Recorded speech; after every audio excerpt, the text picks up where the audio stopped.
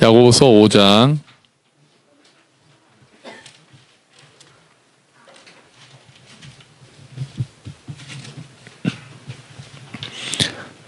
신약 375페이지에 있습니다. 야고보서 5장 7절부터 11절까지 말씀이요.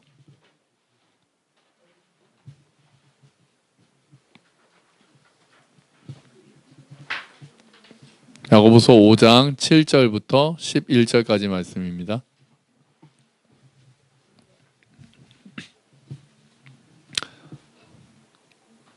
(5장) 7절부터 11절 375페이지에 있습니다. 우리 다 함께 읽어볼까요? 그러므로 형제들아 주께서 강림하시기까지 길이 참으라. 보라, 농부가 땅에서 나는 귀한 열매를 바라고 길이 참아 이른 비와 늦은 비를 기다리나니 너희도 길이 참고 마음을 굳건하게 하라. 주의 강림이 가까우니라. 형제들아 서로 원망하지 말라. 그리하여야 심판을 면하리라. 보라, 심판주가 문 밖에 서 계시니라. 형제들아 주의 이름으로 말한 선지자들을 고난과 오래 참음의 본으로 삼으라. 보라, 인내하는 자를 우리가 복되다 하나니 너희가 욥의 인내를 들었고 주께서 주신 결말을 보았거니와 주는 가장 자비하시고 긍휼히 여기시는 이시니라. 아멘. 할렐루야. 또 예배 오신 여러분, 또 성탄절을 기다리고 계시죠? 연습 잘하고 계시죠? 오늘 하실 거죠? 딱 우리 항상 이렇게 번개같이 딱 이렇게 몰아치는 데 능하잖아요. 그래서 아마 오늘 각 부서마다 난리가 날 것으로 예상이 되고, 그래도 또 다음 주에는 즐거운 또 축제가 될 것이라고 믿어 의심치 않습니다. 지금 보니까 벌써 이거 힘들다 뭐 이런 이야기들이 여기저기서 나오는데 하세요. 그리고 하시고 또 그 부서별로 안 하더라도 또 어떤 가족이나 또 개인 아이들이 또 준비한 것들 한 해 동안 잘한 거 있으면 또 같이 보고 즐거워하는 또 축제가 되면 좋겠습니다. 사실 지금 교회 절기 기간이에요. 교회력이라고 있거든요. 교회력, 교회 절기에 따라서 움직이는 력은 12월이 시작입니다. 왜냐하면 예수님이 성탄절에 오셨기 때문에 12월을 마지막으로 두지 않고 11월 첫째 주부터 교회력이라는 게 시작이 되는데요. 지금이 어떤 절기 기간이냐면은 이거예요. 자, 같이 읽어보시죠. 대림절. 대림절이 뭡니까? 대가 무슨 대자입니까? 기다릴 대자죠. 림은 임할 임자니까 오심을 기다린다라는 대림절 기간이에요. 그래서 대림절 기간은 누가 오시는 걸 기다릴까요? 예수님이죠. 예수님이 오시는 것을 기다리는 절기예요. 성탄절이 오기 전에 4주간을 대림절이라고 합니다.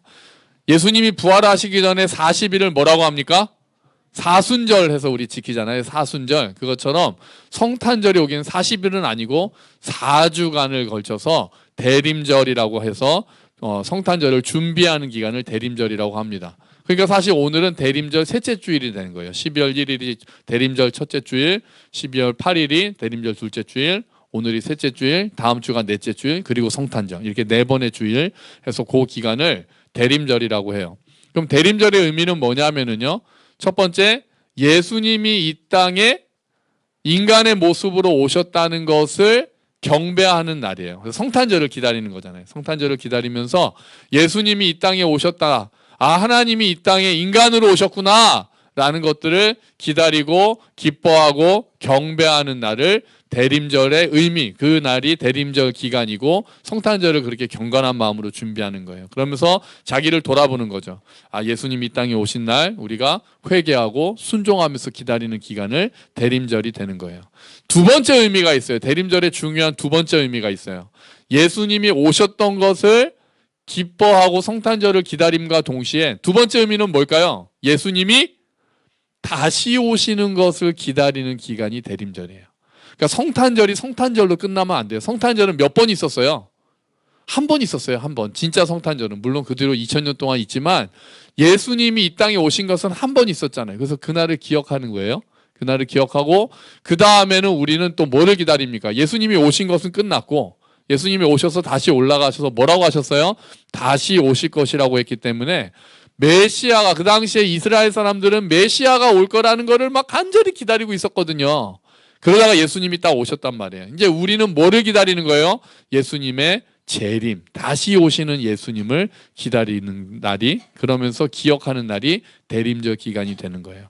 그러니까 대림절 두 가지라고 말씀드렸어요. 첫 번째는 예수님이 오셨던 것을 기억하는 기간, 그러면서 성탄절을 기다리는 기간. 두 번째는 예수님이 다시 오실 것을 기다리는 기간, 생각하면서 아, 성탄절에 오셨던 주님께서 언젠가 다시 오시겠구나라는 것을 생각하는 기간이 대림절이 되는 거예요. 자, 이쯤에서 교회 상식 하나 점검하고, 아이들은 모를 수 있으니까요. 어른들은 다 아실 걸로 믿고 안 여쭤볼게요. 우리 아이들 물어볼게요.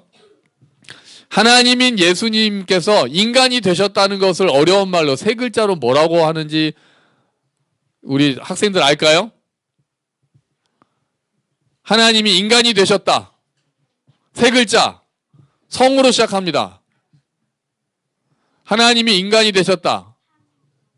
성탄절. 와우. 성탄절. 최고의 답인데요. 생각지 못했던. 말 되네. 성탄절. 자, 하나님이 인간이 되셨다. 이런 용어들은 우리가 기억해야 돼요. 이거예요. 자, 따라합시다. 성육신. 이거 쓰세요. 노트에다 쓰세요. 밑에 한문은 안 써도 돼요. 가끔 보면은 한문을 그리느라고 힘들어하는 우리 학생들이 있는데, 성육신은 좀 기억해 두세요. 성육신. 그러니까 육신이 되었다. 하나님께서 육체가 되었다요. 자, 여기서 어른들은 여기서 성자가 거룩할 성자가 아니라는 것은 다시 기억해 주십시오. 성육신 그러면은 거룩한 육체 이렇게 생각하시는 분이 가끔 계시거든요. 그게 아니라 육체가 되셨다. 육체를 이루셨다라고 해서 이룰 성자를 써요. 성육신. 다시 우리 학생들 따라합시다. 성육신. 이게 뭐냐면 하나님이 인간이 되셨다라는 거예요. 육체의 모습으로 오셨다는 걸 성육신이라고 해요. 그래서 막 성육신 하신 주님 이런 말 나오거든요. 그럼 이게 뭔가 하지 말고 하나님이 인간이 되셨다는 뜻이구나 이렇게 생각하시면 되겠어요. 자, 다음에 더 쉬운 거 한번 내볼게요. 성탄절에, 그러니까 2000년 전에 예수님께서 이 땅에 처음 오신 사건을 초림이라고 해요. 초림. 처음에 오셨다고 해서 초림이라고 그래요. 그럼 예수님이 다시 오시는 거를 뭐라고 할까요? 재림이라고 합니다. 재림. 자, 여기까지는 이 정도는 알겠죠? 우리 학생들도. 재림. 그래서 우리는 초림하신 예수님, 그러니까 대림절의 의미를 두 개를 합치면 초림하신 예수님을 기억하며 다음에 재림하실 예수님을 기다리는 기간이 대림절이 되는 거예요. 오늘이 그 대림절 셋째 주일이 되는 거죠. 상식이니까 기억해 두세요. 자, 그렇다면 예수님의 재림을 기다리는 자들이 가져야 할 자세가 오늘 야고보서 본문에 나와 있는 거예요. 대림절 기간에 우리가 재림을 기다린다 그랬잖아요. 그래서 재림을 기다리면서 우리가 어떤 자세로 기다려야 되는지가 야고보서에 나오는 거예요. 자, 오늘 본문에서 기억하세요. 오늘 본문에서 계속해서 나온 반복하는 내용이 있었습니다.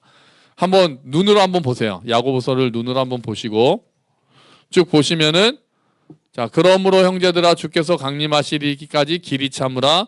보라, 농부가 땅에서 나는 귀한 열매를 바라고 길이 참아 이른 비와 늦은 비를 기다리나니 너희도 길이 참고 마음을 굳건하게 하라. 주의 강림이 가까우니라. 뭡니까? 길이 참으라. 10절에도 보면은 형제들아 주의 이름으로 말한 선지자들을 고난과 오래 참음의 본으로 삼으라. 11절에 보면 보라, 인내하는 자를 우리가 복되다 하리니 너희가 욥의 인내를 들었고, 이런 식으로 오래 참으라, 길이 참으라, 인내하라, 이 말이 6번이 나와요. 6번.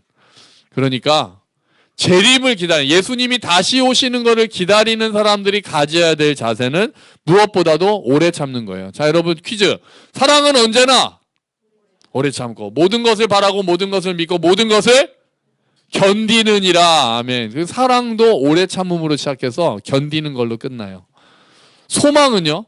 소망은 또 뭐랑 연결될까요? 오늘 주보에 있습니다.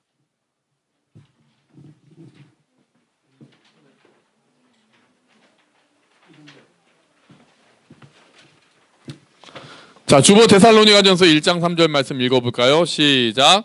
또 우리는 하나님 우리 아버지 앞에서 여러분의 믿음의 행위와 사랑의 수고와 우리 주 예수 그리스도께 둔 소망을 굳게 지키는 인내를 언제나 기억하고 있습니다. 아멘. 소망을 어떻게 한다고요? 굳게 지키는 인내. 그러니까 소망도 뭐랑 연결되는 거예요? 인내로 연결되는 거예요. 여러분, 사랑도 인내와 연결되고 소망도 인내와 연결돼요. 생각해 보면 여러분, 우리 신앙생활은 대부분 오래 참는 기간이 많이 필요합니다. 오래 참는 게 이루어져요. 우리가 물론 믿음으로 구원받았어요. 은혜로 구원받았어요. 하나님의 나라에 들어간다라는 약속도 우리는 가지고 있어요. 결말을 안단 말이에요. 하지만 그 길은 하루하루 인내로 채워지는 경우가 너무 많습니다. 하나님을 의지하고 그 약속을 붙들고 오래 참는 날들이 우리의 신앙생활의 대부분이에요. 인내는 다이내믹하지 않는 경우가 많아요. 우리가 예수님을 믿으면 항상 뭔가 막 새로운 일들이 있고 막 으쌰으쌰하고 이렇게 될 것 같지만 그러지 않은 날들이 훨씬 많아요. 지루하게 견뎌내야 되는 일상이 훨씬 많은 거예요. 예수님만 믿으면 우리가 공중에 붕 떠가지고 공중부양해가지고 뭔가 막 주님을 위하여 선교사님들이라고 막 계속 막 다이나믹하고 역동적으로 막 주를 위해서 막 그런 날들만 많겠어요? 선교 편집을 보면은 그런 일들만 써있죠. 그보다 더 많은 날들은 똑같은 일들을 계속해서 반복하고 똑같은 일들을 하면서 똑같은 사람들을 만나고 하루하루 지내야 되는 일상이 훨씬 많은 거예요. 우리 신앙생활은요, 인내가 제일 많이 필요합니다. 내 생각대로 이루어지지 않는 경우도 너무나도 많습니다. 하나님의 뜻이 과연 무엇인지 궁금해하면서 기다려야 될 때도 많습니다. 그래서 우리는 기다리는, 그래서 오늘 성경도 주께서 강림하실 때까지 오래 참으라라고 얘기하는 거예요. 근데 오늘 오래 참으라고 하는 게 6번 나오거든요. 그런데 헬라어 원어가 달라요. 앞부분의 4번은요, 길이 참으라, 오래 참으라라는 단어랑 나중에 욥의 인내라고 하는 단어가 다른데요. 좀 재밌는 거는 앞부분에 나오는 단어는 주로 뭐 할 때 참는 거냐 하면은 인간관계에 있어서 참아라라는 의미가 많아요. 뭐 같이 쓰이기도 하지만 주로 인간관계에 대해서 참으라 그럴 때 오래 참으라라는 단어를 쓰고, 나머지 2개 인내라는 단어를 쓸 때는 상황이 어려울 때 참으라라고 해요. 그러니까 인간관계의 어려움과 상황의 어려움과 관계없이 우리는 다 오래 참아야 된다는 거예요. 그런데 인간관계 참는 게 4번이고 오래 참는 상황을 참는 게 2번인 거 보니까 우리가 참아야 될 거에 3분의 2는 인간관계구나. 그냥 그렇게 생각할 수 있지 않겠어요? 근데 대강 맞지 않아요? 여러분, 우리가 참아야 되는 게 상황이 어려워서 참아야 되는 경우가 많습니까? 인간관계 때문에 힘들어서 참아야 되는 때가 많습니까? 상황이신가요? 저는 인간관계였어요. 인간관계에 있어서 보통 회사에서도 가장 어려운 게 뭡니까? 그러면 인간관계라 그래요.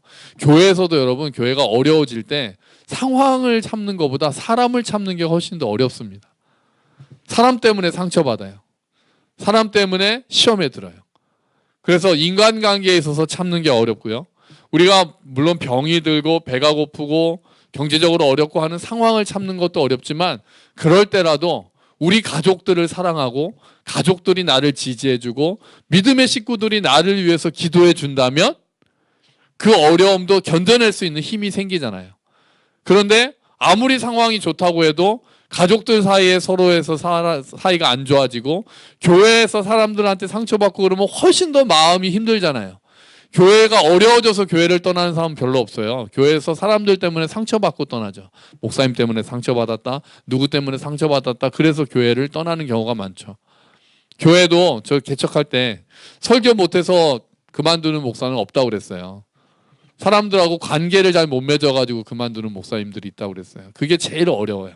관계 맺는 게 어렵고, 그래서 관계 맺는 게 가장 중요하고 그 관계에서 오래 참아야 되는 거예요. 그래서 어쩌면 야고보가 단어를 일부러 4개를 관계에서 참고 다음에 2개는 상황에서 참으라고 했을지도 모르겠어요. 그렇게 길이 참으라고 한 다음에 야고보가 예를 드는 게 바로 누구냐면은 농부입니다. 7절 말씀 한번 같이 읽어볼까요? 그러므로 형제들아, 주께서 강림하시기까지 길이 참으라. 보라, 농부가 땅에서 나는 귀한 열매를 바라고 길이 참아 이른 비와 늦은 비를 기다리나니. 아멘. 농사를 짓는 데 있어서도 가장 중요한 것은 인내입니다. 우리는 도시에 사니까 굉장히 빨리빨리 뭔가를 이뤄내는 데 익숙해져 있잖아요. 뭔가 진짜 뭔가 딱 하면은 바로 이루어져야 되고 렉 걸리면은 못 참고 우리가 그러는데, 농부들, 농사를 짓는 분들은 인내가 뭔지를 알아요. 그치, 이래야. 우리 지난주에 그 알타리 김치 맛있게 먹지 않았습니까? 그 이래가 한 알타리 김치거든요. 아, 물론 김치를 담근 건 아니고요. 알타리를 키웠죠. 아. 농사를 짓는 사람들이 인내를 제일 잘 알죠. 그래서 오늘 성경은 주로 농부에 대한 이야기가 많이 나오는 이유는 그 당시에 농사를 짓는 사람이 많았기 때문이기도 하지만, 농부가 인내를 알고 우리가 영적인 일들을 해나가는 데 있어서 농사를 짓는 것과 같은 마음을 가져야 될 때가 너무나도 많기 때문이에요. 열매를 맺기 위해서는 시간이 필요하죠. 그러니까 지금 막 촉진제 같은 거 넣어가지고 열매를 빨리 자라게 하는 것은 하나님의 질서와는 사실은 맞지 않는 거죠. 열매가 튼실하게 자라기 위해서는 시간이 필요하고 정성이 필요하고 돌봄이 필요한 거잖아요. 이스라엘의 기후는 우리와 많이 다릅니다. 여기서 농부가 이른 비와 늦은 비를 기다린다고 하는데요. 우리는 지금 봄에 봄비가 내리면은 이렇게 씨 뿌리고 여름 내내 비가 오고 이제 그렇잖아요. 1년 4계절 비가 오는 편이잖아요. 눈이 오거나. 근데 이스라엘은 그러지가 않아요. 건기, 우기가 있거든요. 처음에 여름에는 굉장히 비가 안 와서 막 말라붙어 있어요. 땅을 농사를 지을 수가 없어요. 그러다가 10월, 11월 그때쯤 되면 비가 내립니다. 가을 비가 내려요. 그 비를 이른 비라고 합니다. 그러니까 우리랑 느낌이 달라요. 봄비가 이른 비가 아니고요. 이스라엘은 가을 비가 이른 비예요. 그때 이른 비가 딱 가을 비가 내려주면은 그 말라 있었던 땅이 좀 촉촉해지면서 풀이 돋아나기 시작해요. 그때 농사를 시작하는 거예요. 그때 씨를 뿌리고 그때 경작을 하는 비가 그렇게 하게 하는 비가 이른 비죠. 그러니까 농부들이 그 비를 얼마나 기다리겠어요. 계절이 바뀌었다고 해서 저절로 농사를 짓는 게 아니라 그 비가 와야만 농사를 시작할 수 있는 거예요. 그동안에 여름 내내는 땅이 굳어 있었기 때문에 거기에 씨를 뿌려봐야 자랄 수가 없어요. 그래서 기다리는 거예요. 간절히 기다리는 거예요. 이제 비가 와야 되는데 10월, 11월 비가 오겠지. 이제 비가 올 때가 됐어. 그러면서 하늘을 바라보고 있다가 그 비가 내리면은 이제 주께서 농사를 짓도록 허락하셨구나 하는 마음으로 농사를 짓기 시작하는 게 이른 비예요.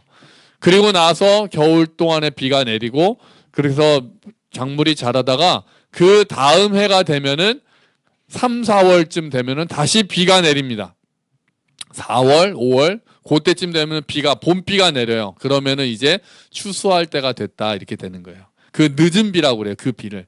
늦은 비를 통해서 마지막에 열매들이 자라나는 거예요. 그러니까 또 농사를 짓는 분들이 마지막 결실하기 위해서 요 늦은 비가 꼭 필요한 거예요. 열매를 제대로 맺기 위해서는 이 늦은 비가 꼭 필요한 거예요. 그러니까 농부들이 얼마나 이른 비와 늦은 비를 기다리고 있겠어요. 간절히 기다리는 거죠. 농사를 짓기 시작하고 열매를 거두기 시작하는 날들을 기다리는 게 이른 비와 늦은 비라는 거예요. 그런데 이른 비와 늦은 비를 기다리는 농부들의 마음에 뭐가 있다고 그럽니까? 7절에. 그냥 막연하게 기다리지 않아요. 농부가 땅에서 나는 뭐를요? 땅에서 나는 귀한 열매를 바라고 길이 참는다라고 얘기해요. 땅에서 나는 귀한 열매를 바란다라고 이야기를 해요. 땅에서 나는 귀한 열매. 그러니까 농부들 마음에는 소망이 있는 거예요. 땅에서 나는 귀한 열매를 내가 이제 농사를 짓고 결실할 때가 되면 이곳에서 열매가 맺어질 거라는 것들을 기다리는 마음으로 그것을 바라고 소망을 가지고 비를 기다리는 거예요. 여러분, 우리는 뭐를 기다리는 사람들이라고 그랬습니까? 예수님의 재림을 기다리는 사람들이라고 그랬어요. 이른 비와 늦은 비를 기다리는 것처럼, 농부가 이른 비와 늦은 비를 기다리는 것처럼 우리는 예수님이 다시 오시는 것을 기다려요. 그러면 농부들이 땅에서 나는 귀한 열매를 바라는 것처럼 우리는 뭐를 바랍니까? 뭐를 바라면서 예수님이 다시 오시는 것을 기대하고 있습니까? 뭐를 소망하면서 예수님이 다시 오시는 것을 기다립니까? 우리는 예수님께서 주실 위로를 기다립니다. 하나님의 나라를 기다립니다. 모든 눈물이 닦아지고 모든 불의가 없어지고 하나님의 정의가 바로 서고 하나님의 평화가 바로 서는 그 세상, 그것, 또 주께서 마지막에 우리를 칭찬하시고 우리에게 주실 상급, 그것들을 바라고 우리가 예수님의 다시 오시는 것을 기다리고 있는 거죠. 또 이 땅에서는요, 우리가 맺어질 성숙한 열매들, 인격의 열매들, 성령의 열매들, 그리고 선한 행위에 대한 열매들, 그런 열매들을 기다리면서, 그런 열매들을 맺을 것을 바라면서 우리가 예수님께서 오시는 것을 기다리는 거예요. 우리가 기다리는 것에 대해서 주보에 우리가 하나가 실어져 있어요. 갈라디아서 6장 9절 말씀이에요. 갈라디아서 6장 9절 말씀 우리 같이 읽어봅시다. 선한 일을 하다가 낙심하지 맙시다. 지쳐서 넘어지지 아니하면 때가 이를 때 거두게 될 것입니다. 아멘. 선한 일을 하다 낙심하지 않고 때가 되면은 거두게 된다라는 그 소망을 가지고 우리가 이른비와 늦은비 예수님의 오심을 기다린다는 거예요. 농부들이 땅에서 나는 것들을 바라면서 그렇게 기다린다면 하늘에서 나는 것들을 바라는 우리는 더 오래 참음으로 기다려야 된다. 예수님께서 우리는 다 영적인 농부들이거든요. 재림을 맞이하는 자세 중에 제일 중요한 것은 오래 기다리고 참는 거라는 거예요. 여러분, 인간관계에서의 어려움이든 상황의 어려움이든 오래 참으시는 저와 여러분이 되시기를 주의 이름으로 축원합니다. 쉬울까요? 어려울까요? 어렵죠. 네. 어려워도 어쩌겠습니까? 참고 또 참고 또 참아야 되는 거예요. 고난을 참으라고 농부의 예를 들고 선지자의 예를 들고 욥의 예를 들었거든요. 그런데 소망이 조금 있어요. 그건 조금 이따 말씀드리고요. 자, 두 번째 우리가 가져야 될 태도. 처음에는 오래 참으라 그랬어요. 두 번째 가져야 될 태도는 8절에 있어요. 우리 8절 한번 같이 읽어봅시다. 너희도 길이 참고 마음을 굳건하게 하라. 주의 강림이 가까우니라. 아멘. 두 번째는 뭐겠어요? 마음을 어떻게 하라고요? 굳건하게 하라 그래요. 마음을 굳건하게 하라. 마음을 약하게 먹지 말라는 거예요. 예수님 다시 오시는 거 기다리는 사람은 마음을 약하게 먹지 말라는 거예요.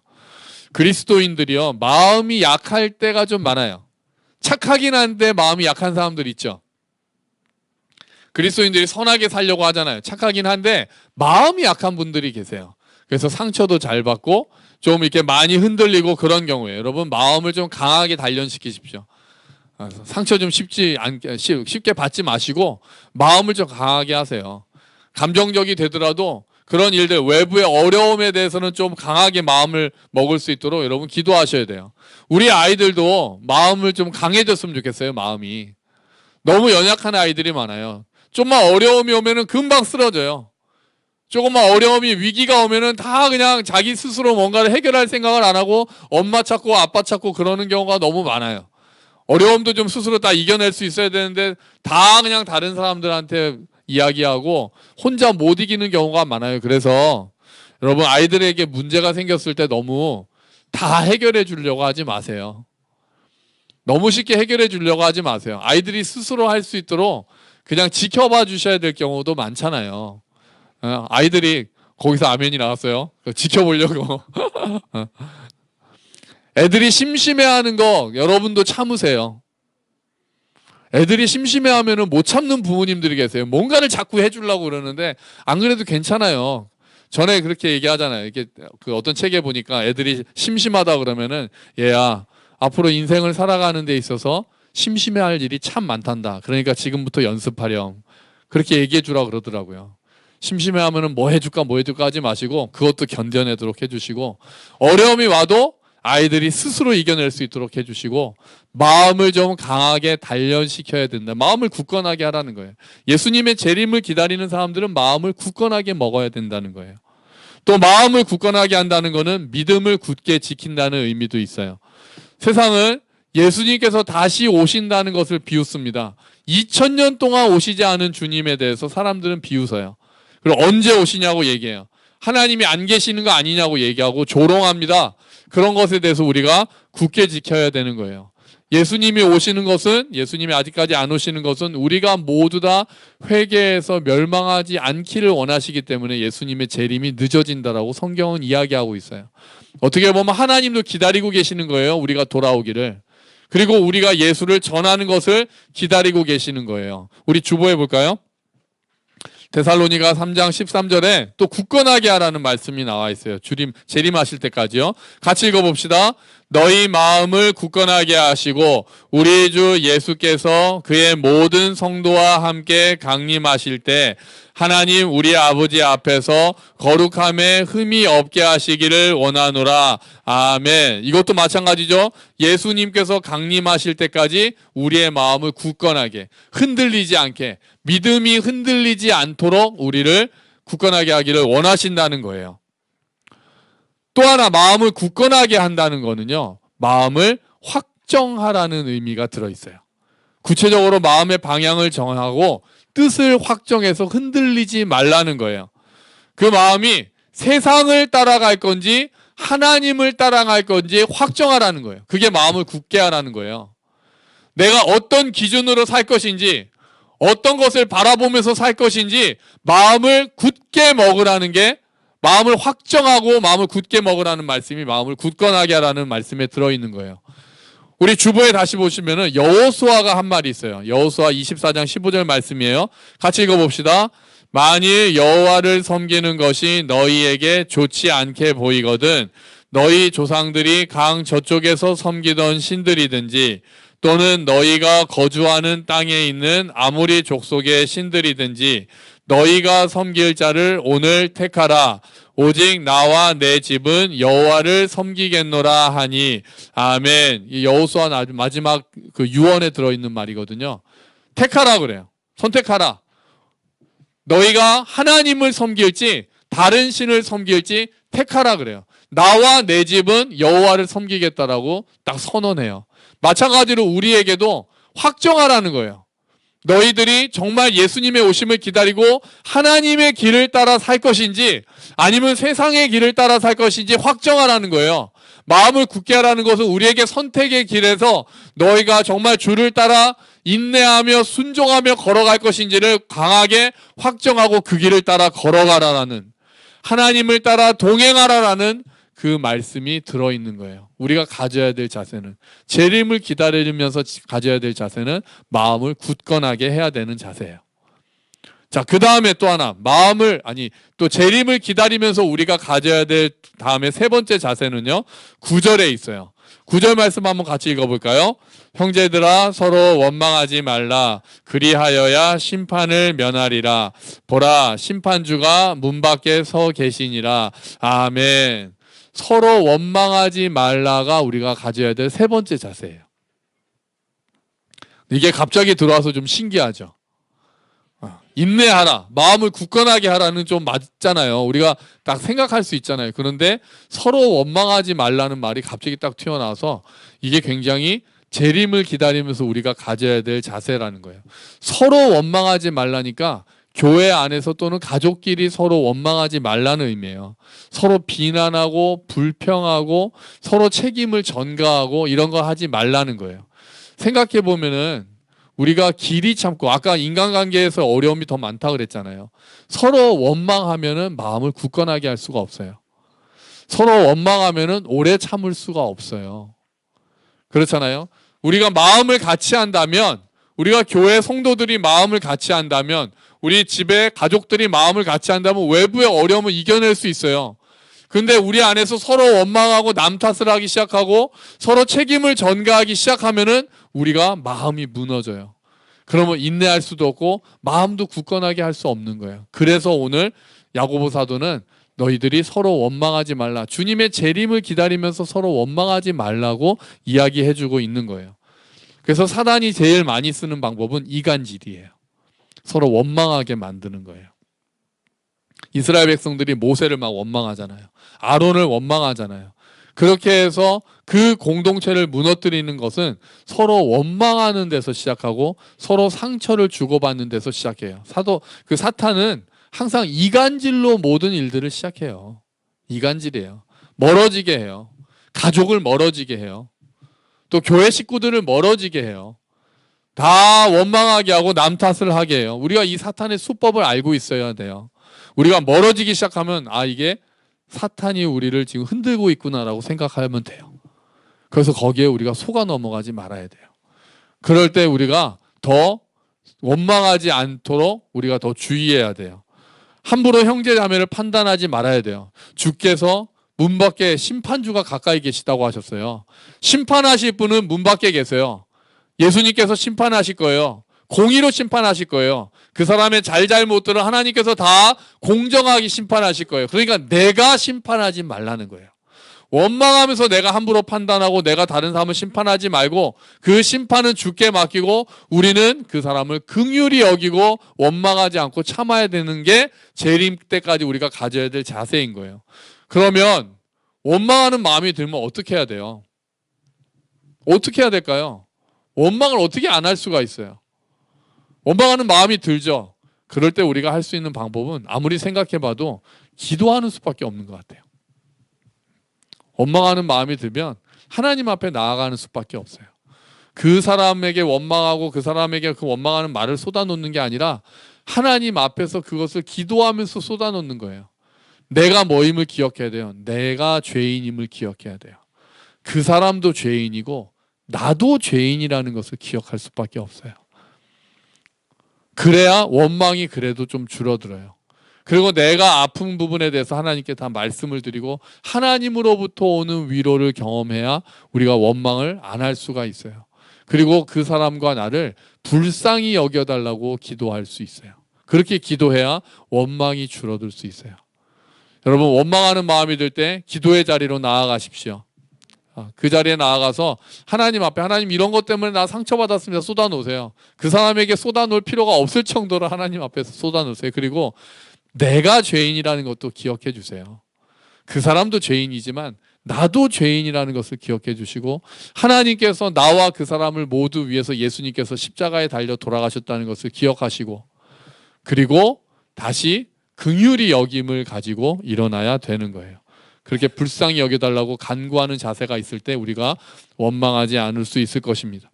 자, 마지막 우리가 가져야 될 자세는요, 하나님을 신뢰하는 거예요. 이게 우리한테 소망을 줘요. 11절을 보면은 좀 신기한 예가 나와요. 우리 11절 말씀 한번 같이 읽어봅시다. 보라, 인내하는 자를 우리가 복되다 하나니 너희가 욥의 인내를 들었고 주께서 주신 결말을 보았거니와 주는 가장 자비하시고 긍휼히 여기시는 이시니라. 아멘. 오늘 여기서 대표로 누구를 들었어요? 욥을 들었어요. 욥의 주께서 주신 결말은 욥이 막 처음에 어려움을 당했지만 나중에 자녀들도 다 다시 얻고 재산은 2배로 얻었다는 게 하나님께서 주신 결말이거든요. 그런데 저는 여러분, 욥이 잘 인내했습니까? 욥이 하나님 앞에서 원망도 하지 않고 그냥 끝까지 잘 버텨냈나요? 그러지 않았어요. 그러지 않았어요. 처음에는 욥이 원망하지 않았어요. 처음에는 막 그 아내가 차라리 욕하고 죽어라 막 그랬더니, 하나님을 저주하고 차라리 죽어라 그랬더니 어찌 그렇게 어리석은 말을 하느냐라고 하면서 욥이 처음에 하나님을 원망하지 않아요. 그런데 친구들하고 논쟁을 시작하면서 욥의 마음속에 있던 쓴뿌리들이 올라옵니다. 하나님 왜 이렇게 하시냐고 하나님 원망합니다. 그리고 차라리 내가 태어나지 않았으면 좋겠다라고 자기 생일을 막 저주합니다. 욥의 인내는 솔직히 오늘 주께서 강림하실 때까지 원망하지도 말고 오래 참으라는 그 기준에 보면은 욥의 인내는 제가 생각할 때는, 물론 저는 더 못 참았겠지만 성경에서 칭찬할 만큼 욥이 그렇게 인내를 가지고 다 참았던 것 같지가 않아요. 그런데 하나님이 주신 결말은 뭐였습니까? 하나님은 욥을 인정해 주셨어요. 처음에는 하나님께서 책망도 하셨어요. 네가 아무것도 모르면서 어떻게 감히 나와 변론하려 드느냐라고 말씀하시긴 했어요. 하지만 그 세 친구들한테는 너희보다 욥이 의롭다 이렇게 말씀하시고 욥이 너희를 위해서 기도하게 하라 그렇게 말씀하셨어요. 그러니까 여기서 우리의 소망은 뭐냐면요, 우리도 정말 성경에서 말하는 것처럼 인내 못할 수 있다는 거예요. 원망을 안 할 수가 없다는 거예요. 우리는 연약하기 때문에 우리는 자꾸 넘어질 거예요. 우리는 자꾸 원망할 거예요. 하지만 하나님께서는 그런 우리의 부족한 인내조차도 인내로 보아주실 거라는 거예요. 그게 하나님의 선하심이에요. 그래서 11절의 결말이 뭐예요? 주는 가장 자비하시고 긍휼히 여기시는 이다라는 게 오늘 말씀의 핵심인 거예요. 우리가 오래 참아야 돼요. 마음을 굳건하게 해야 돼요. 원망하지 않아야 돼요. 하지만 우리는 오래 참지 못해요. 마음도 연약해요. 우리가 원망해요. 그래도 하나님께서는 가장 자비하시고 긍휼하신 분이시기 때문에 우리의 그 부족한 인내도 인내로 보아주시고 우리를 칭찬하시고 우리를 끝까지 이끌어 주신다는 거예요. 주께서 주시는 결말은 뭡니까? 욥에게 있었던 결말은 자녀들이 회복되고 재산이 2배로 점프하는 거였어요. 우리에게 주시는 결말은 뭡니까? 상급인 줄로 믿습니다. 승리인 줄로 믿습니다. 안식인 줄로 믿습니다. 하나님께서는 우리에게 그런 결말을 준비하고 계시는 거예요. 그래서 우리가 하나님을 믿고 신뢰하면서 우리가 이 길을 걸어갈 수 있는 거예요. 다시 한번 참을 수 있는 거예요. 또 한 가지 위로가 있어요. 예수님의 재림은 너무 멀게 느껴질 때가 많잖아요. 그잖아요. 예수님 오신다고 하는 얘기 정말 오실까라고 생각할 때가 많잖아요. 그래서 나중에 오실 예수님만 생각하면서 내가 오늘을 참는 것은 쉽지가 않아요. 언제 오실지 모르는데요. 내가 먼저 예수님께로 갈지 우리 거의 그렇게 생각하잖아요. 그러니까 예수님이 내일 오신다 그러면 우리가 뭘 못 참겠어요. 예수님이 한 달 뒤에 오신다 그래도 여러분 모든 거 다 버리고 예수님만 섬길 수 있지 않겠어요? 예수님이 1년 뒤에 오신다면요? 조금 생각이 달라지나요? 10년 뒤에 오신다면은 그래도 여기서 그건 좀 어려울 것 같아요. 한 달 정도는 그래도 예수님이 그때만 오신다고 완전히 날짜가 정해진다면 우리는 1년 뒤라고 해도 다 모든 재산 다 팔아가지고 정말 복음 전하고 그러면서 살 수 있을 것 같아요. 그런데 예수님의 재림은 좀 막연하잖아요. 예수님의 재림만 보고 인내하기는 쉽지가 않잖아요. 그래서 예수님께서는 그때그때 우리에게 은혜를 베풀어 주세요. 우리가 다시 한번 우리 주보를 보시면 히브리서 4장 16절 말씀 있죠. 제일 마지막에 있어요. 같이 읽어봅시다. 그러므로 우리는 긍휼하심을 받고 때를 따라 돕는 은혜를 얻기 위하여 은혜의 보좌 앞에 담대히 나아갈 것이니라. 아멘. 예수님의 재림이 너무 멀게 느껴질 때가 있지만 때를 따라 돕는 은혜가 있다는 게 우리에게 주는 소망이에요. 위로해 주신다는 거예요. 그때 이른 비와 늦은 비만이 아니라 계속해서 내리는 비가 있듯이 중간중간에 내리는 비가 있듯이 하늘에서 내리는 비처럼 우리를 적셔주는 은혜가 그때그때 있다는 거예요. 말씀을 읽다가 하나님께서 위로하실 때가 있어요.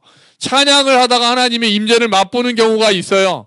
기도하다가 하나님이 주시는 평안을 맛보기도 해요. 지체와의 관계를 통해서 천국이 이런 곳이구나라는 기쁨을 맛보기도 해요.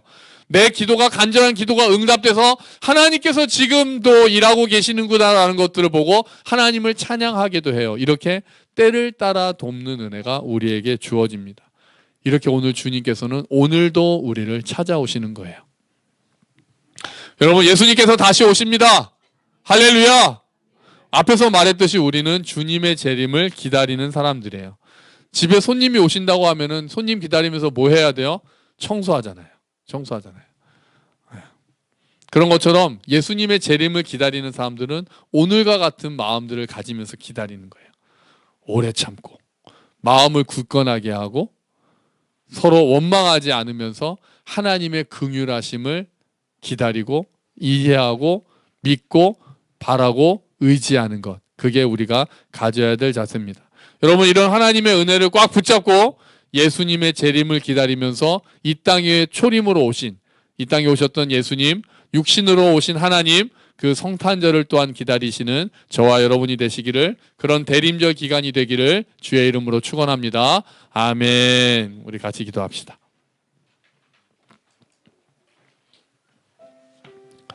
이 땅에 오신 예수님, 또 다시 오실 예수님을 기다립니다. 우리가 인내하게 하시고 하나님을 의지하게 하시고 마음을 굳건하게 하시고 원망하지 않으며 이 길 걸어가도록 부족하지만 때를 따라 돕는 은혜를 또한 사모하는 우리가 되게 하여 주시옵소서. 함께 기도합시다.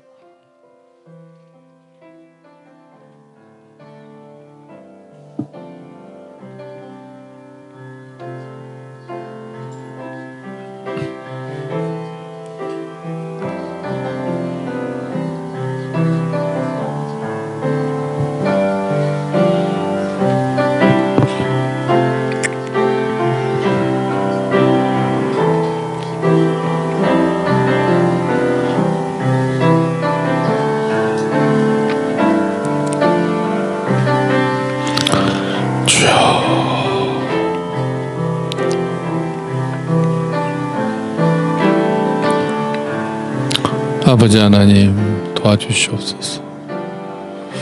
주여, 주여.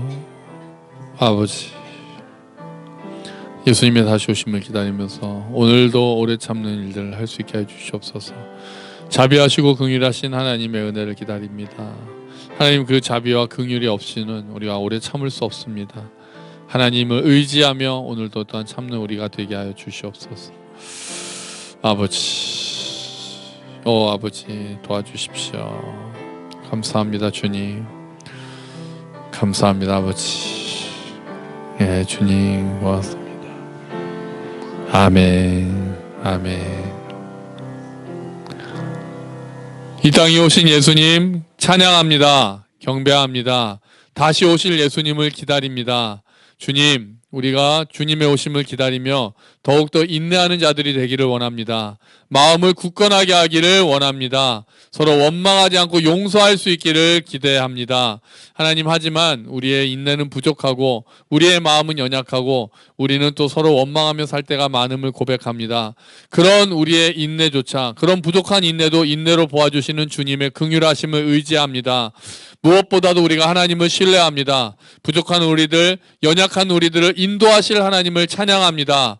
그래서 우리에게 상급을 주시고 우리에게 승리를 주시고 우리에게 안식을 주시는 그날을 사모하오니 주여 임하여 주시옵소서. 또한 우리에게 때를 따라 돕는 은혜를 베풀어 주셔서 이 땅을 살아가는 동안도 그 일들 감당할 수 있도록 인내의 길을 걸어갈 수 있도록 주여 은혜를 베풀어 주시옵소서. 감사합니다 주님. 이 모든 말씀 예수 그리스도의 이름으로 기도합니다. 아멘. 다 함께 자리에서 일어서셔